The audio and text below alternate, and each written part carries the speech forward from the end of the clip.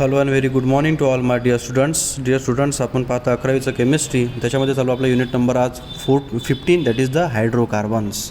याच्यामध्ये तुम्हाला alkane, alkene, अल्काईन तीनही टॉपिकचा डिटेलमध्ये स्टडी मिळतो. Can you recall what are hydrocarbons? सगळ्यात पहिले इथून सुरुवात करू आणि हेच बघू आज. हायड्रोकार्बन्स म्हणजे असे मॉलिक्यूल ज्याच्यामध्ये कार्बन्स आणि हायड्रोजन्स आहे. मग तो अल्केन असो, अल्किन असो, अल्काईन असो, बेन्झिन असो किंवा सायक्लो अल्केन्स असो, कोणताही असो. आपण हायड्रोकार्बन्स तर पाहू त्याचपूर्वी त्याचं एक क्लासिफिकेशन हे पाहू. म्हणजे हायड्रोकार्बनच्या क्लासिफिकेशनमध्ये महत्त्वाचा पॉईंट कोणता राहील पहिला, की असे मॉलिक्युल्स ज्याच्यामध्ये कार्बन आणि हायड्रोजन्स आहे. द कंपाऊंड, असे कंपाऊंड ज्यांच्यामध्ये कार्बन हायड्रोजन आहे त्यांना आपण हायड्रोकार्बन म्हणतो. नाऊ हायड्रोकार्बनचं classification. Now hydrocarbons are further classified in 2 types, that is the open chain and close chain. Open चेनला आपण ॲलिफॅटिक म्हणतो, क्लोज चेनला आपण सायक्लिक म्हणतो. म्हणजे ज्याच्यामध्ये ओपन चेन आहे आणि ज्याच्यामध्ये सायक्लिक आहे. हे मला वाटते युनिट नंबर 14मध्ये सुद्धा आपण क्लासिफिकेशन असंच बघितलं आहे थोडंफार. ना ओपन चेनचे डबल 2 प्रकार पडतात, सॅच्युरेटेड आणि अनसॅच्युरेटेड. सॅच्युरेटेड म्हणजे ज्याच्यामध्ये फक्त सिंगल बॉन्ड आहे, अल्केन्स, ठीक आहे, ज्यांचा मॉलिक्युलर नाही म्हणू आपण, त्यांचा जनरल फॉर्म्युला CnH2n+2 आहे असे. आणि अनसॅच्युरेटेड म्हणजे ज्यांच्यामध्ये डबल बॉन्ड किंवा ट्रिपल बॉन्ड असे दोनही राहू शकते, जसे अल्किन किंवा अल्काईन. अल्किन म्हटलं तर जनरल फॉर्म्युला CnH2n आणि अल्काईन जर म्हटलं तर CnH2n-2 असा. नाव सॅच्युरेटेडचे डबल 2 प्रकार पडतात, स्ट्रेट चेन आणि ब्रांच.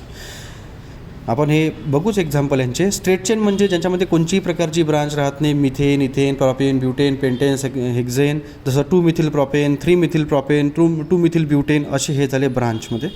अनसॅच्युरेटेडमध्ये सुद्धा तेच आहे, स्ट्रेट चेन आणि ब्रांच. सायक्लिक जर तुम्ही पाहिलं तर सायक्लिकचं फर्दर क्लासिफिकेशन 2 प्रकारे करता येतात, सॅच्युरेटेड आणि अनसॅच्युरेटेड. सॅच्युरेटेड म्हणजे असे सायक्लिक कंपाऊंड ज्यांच्यामध्ये डबल बॉन्ड्स नाही, जसं सायक्लोब्युटेन झालं, सायक्लोपेंटेन झालं, सायक्लोहेक्झेन झालं आहे ना, सायक्लोप्रॉपेन झालं असे. अनसॅच्युरेटेड म्हणजे ज्याच्यामध्ये डबल ट्रिपल बॉन्डिंग, जसं बेन्झिन झालं आहे ना, नॅफ्थॅलिन झालं असे. नाव याच्यातही 2 प्रकार पडतात, ॲरोमॅटिक आणि नॉन ॲरोमॅटिक. ॲरोमॅटिक म्हणजे असे ज्यांच्यामध्ये बेन्झोनेट रिंग आहे ते ॲरोमॅटिक, आणि ज्यांच्यामध्ये बेन्झिन रिंग नाही आहे ते नॉन ॲरोमॅटिक. ठीक आहे. नाव आपण आता बघू. अल्केन्सला पॅराफिन्स म्हणतात. तर पॅराफिन्सचा अर्थ काय होते बघा. पॅराफिन्स हे नाव की इंग्लिश नेम नाही आहे, ग्रीक नेम आहे एक प्रकारचं.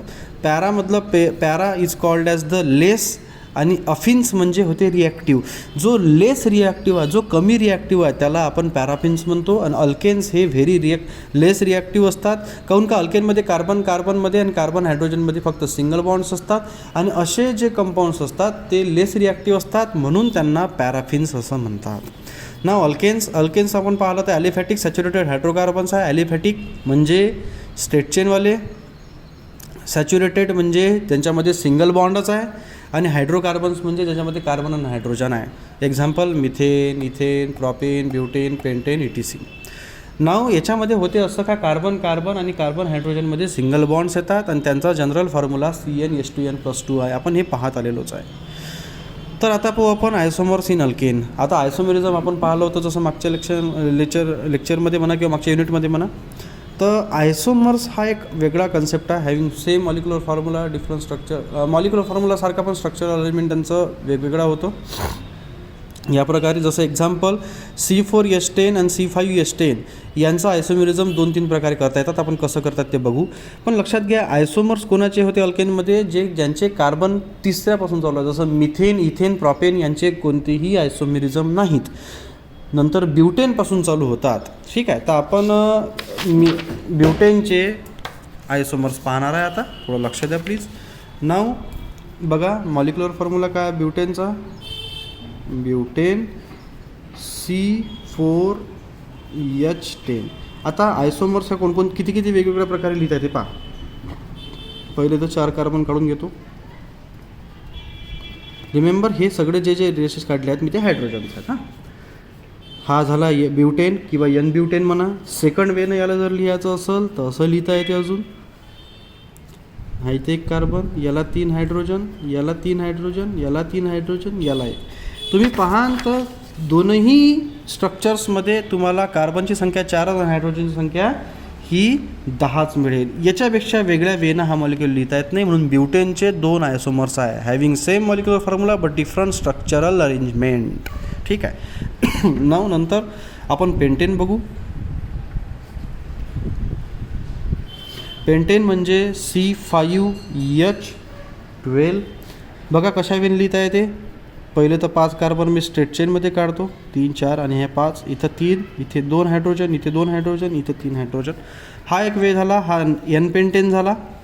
ठीक आहे. याच्यानंतर दुसऱ्या वेने करता येते अजून 1 2 3 4, हा हायड्रोजन, हे 3 हायड्रोजन आणि इथे एक कार्बन, इथं 3 हायड्रोजन. हा झाला 2 मिथिल प्रोपेन ब्युटेन. अजून तिसऱ्या वेनं लिहिता येते अजून, ज्याच्यामध्ये 3 कार्बन्स काढू आपण, आणि इकडे एक कार्बन, इकडे एक कार्बन, प्रत्येक कार्बनला 3 हायड्रोजन्स आहे इथे. तर तुम्ही पाहाल तर हा निओ पेंटेन झाला, म्हणजे 2,2 डायमिथिल प्रोपेन झाला. तर पेंटेनचे असे 3 आयसोमर्स पडतात, same molecular formula but different structural arrangement. आता आपण बघू कन्फर्मेशन्स ऑफ अल्केन. कन्फर्मेशन जसं मागच्या लेक्चरमध्ये आपण पाहिलं होतं की कन्फर्मेशन्स प्रकार असतात, जसं शॉहर्स झालं, न्यूमन झालं आहे ना. तर तत्पूर्वी आपण एक लक्षात घेतलं पाहिजे का कन्फर्मेशन्सच्या पाहण्याच्या आधी आपण पहा की अल्केन्समध्ये कार्बनमध्ये कार्बन हायड्रोजनमध्ये सिंगल बॉन्ड्स येतात. सिंगल बॉन्ड्स कोणते असते तर सिग्मा बॉन्ड्स असतात. सिग्मा बॉन्ड कसे तयार होतात, ते ॲक्झियल ओव्हरलॅपिंग होते तेव्हा सिग्मा बॉन्ड्स तयार होतात. ॲक्झियल म्हणा किंवा को ॲक्झियल ओव्हरलॅपिंग म्हणा. आणि रिमेंबर हे जे अल्केन्स राहतात, जसं हा मी लिहिला CH3 आणि हा CH3, तर हा बॉन्ड कंटिन्यूस रोटेशनमध्ये राहतो कार्बनचा. हे जे रोटेशनची एनर्जी आहे त्याला टॉर्शनल एनर्जी म्हणतात. म्हणजे हा बॉन्ड कंटिन्यूस रोटेशनमध्ये येतो.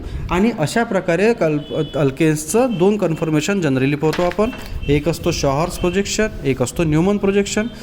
आता मागच्या वेळेस आपण पाहिलं होतं असं की शॉहर्स आणि न्यूमनमध्ये जास्त फरक नाही. इक्लिप्स आणि स्टॅगर्ड, आपण स्टॅगर्ड म्हणजे काय होते पाहिलं होतं आपण. इक्लिप्स वेगळी गोष्ट आणि स्टॅगर्ड वेगळी गोष्ट. इक्लिप्स म्हणजे ग्रहणाबद्दल बोललो होतो आपण मागच्या लेक्चरमध्ये, मागच्या युनिटमध्ये, म्हणजे मागच्या युनिटच्या लेक्चरमध्ये असं म्हटलं तरी चालेल.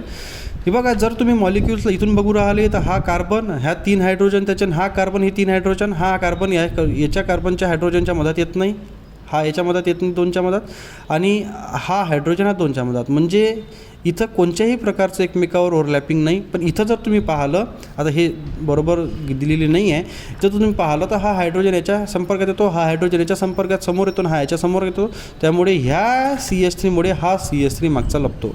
तुम्ही शॉहर्स नंतर जर न्यूमन प्रोजेक्शन पाहिलं तर बघा, तुम्ही स्टॅगर्ड पाहिलं तर बघा, ह्या मागचा कार्बन झाला हा राऊंड म्हणजे, आणि हा समोरचा कार्बन झाला, याचा 3 हायड्रोजन आहे, आणि हा मागच्या कार्बनचे 3 हायड्रोजन एकमेकावर ओव्हरलॅप करत नाहीत ते असं. त्यामुळे स्टॅगर्ड. इक्लिप्स जर पाहाल तर ह्या हायड्रोजनच्या ना हा हायड्रोजन दिसत नाही, हा हायड्रोजनच्या ना हा हायड्रोजन दिसत नाही, याच्यामुळे हा दिसत नाही, त्यामुळे हा झाला इक्लिप्स म्हणजे ग्रहण एक प्रकारचं. ठीक आहे. तर हे 2 प्रकारचेच कन्फर्मेशन जनरली बोलल्या जातात. नाव आपण प्रिपरेशन्स बघू. इंडस्ट्रियल प्रिपरेशन अल्केन्सची तुम्हाला नाही यावेळेस, तर इथून चालू करू. Methods of preparation of alkanes. याच्यामध्ये पहिली प्रिपरेशन आहे फ्रॉम अनसॅच्युरेटेड हायड्रोकार्बन्स. बघा, ही रिॲक्शन, ही तुम्हाला मी रिॲक्शन वहीवर समजून दाखवतो. बघा, इथं तुम्हाला कॅटॅलिटिक हायड्रोजिनेशन करायचं आहे. कॅटॅलिटिक हायड्रोजनेशन म्हणजे असं कॅटॅलिस्ट वापरून हायड्रोजन ॲड करणे. हे बघा, याच्यामध्ये 2 प्रकार आहे. एक तर H2 गॅस तुम्ही PD म्हणा किंवा प्लॅटिनमच्या प्रेझेन्समध्ये वापरा रूम टेम्परेचरमध्ये, और H2 गॅस तुम्ही निकेलच्या प्रेझेन्समध्ये वापरा high temperature and high pressure.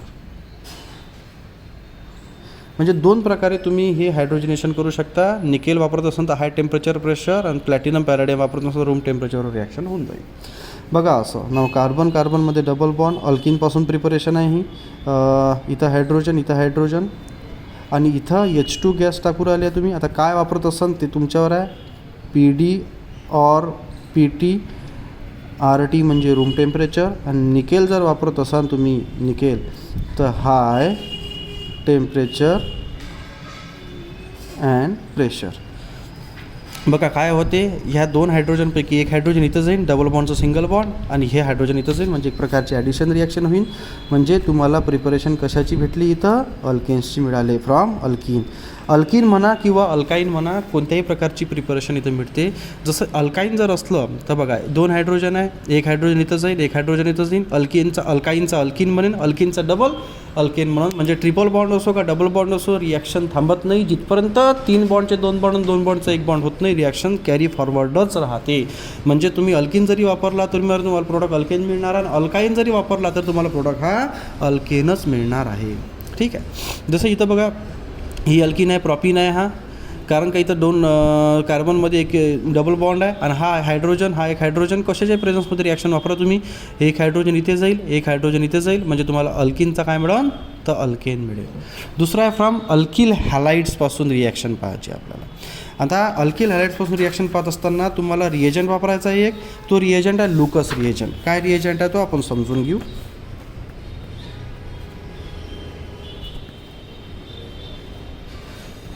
ठीक आहे. लुकस रिएजंट होते जेव्हा झिंक प्लस डायल्यूट किंवा थोडंफार कॉन्सन्ट्रेट वापरलं तरी चालते, HClची रिॲक्शन होते तेव्हा होते. असं जेव्हा झिंक तुम्ही जर का HClमध्ये वापरता टॉईस डायल्यूट म्हणा, तर अशा कंडिशनमध्ये ZnCl2 निघतो बाहेर आणि टॉईस हायड्रोजन निघते बाहेर. आता हा हायड्रोजन नेसंट स्वरूपाचा राहतो, आपण H2 जरी इथं लिहितो तरी नेसंट राहतो. हेन्स आता बघा तुम्हाला अल्किल हॅलाइडपासून कसा अल्केन मिळेल, I प्लस टॉईस CH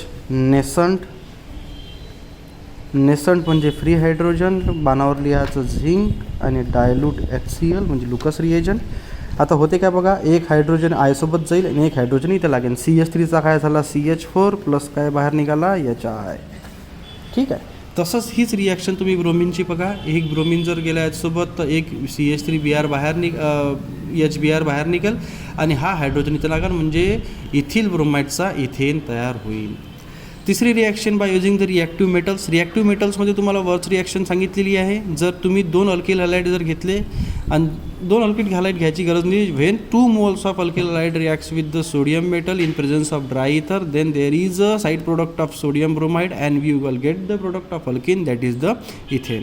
नाव अशा कंडिशनमध्ये बघा 2 Br आहे इथे आणि 2 सोडियम आहे, त्यामुळे टॉईस NaBr बाहेर निघाल, आणि हा CH3 ह्या CH3ला डायरेक्ट अटॅच होईल, त्यामुळे इथं अल्केनचं प्रिपरेशन होईल. रिमेंबर, मोठ्यात मोठे अल्केन तयार करण्यासाठी वर्स रिॲक्शन वापरतात. त्याच्यामध्ये तुम्ही 2 वेगवेगळ्या प्रकारचे अल्किल हॅलाइड्स वापरले तरी सुद्धा चालते.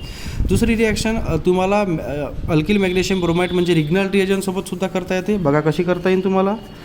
रिग्नल रिएजन म्हणजे जर का R आणि X म्हणजे अल्किल जेव्हा मॅग्नेशियमसोबत रिॲक्ट होतो इन प्रेझन्स ऑफ ड्राय इथर,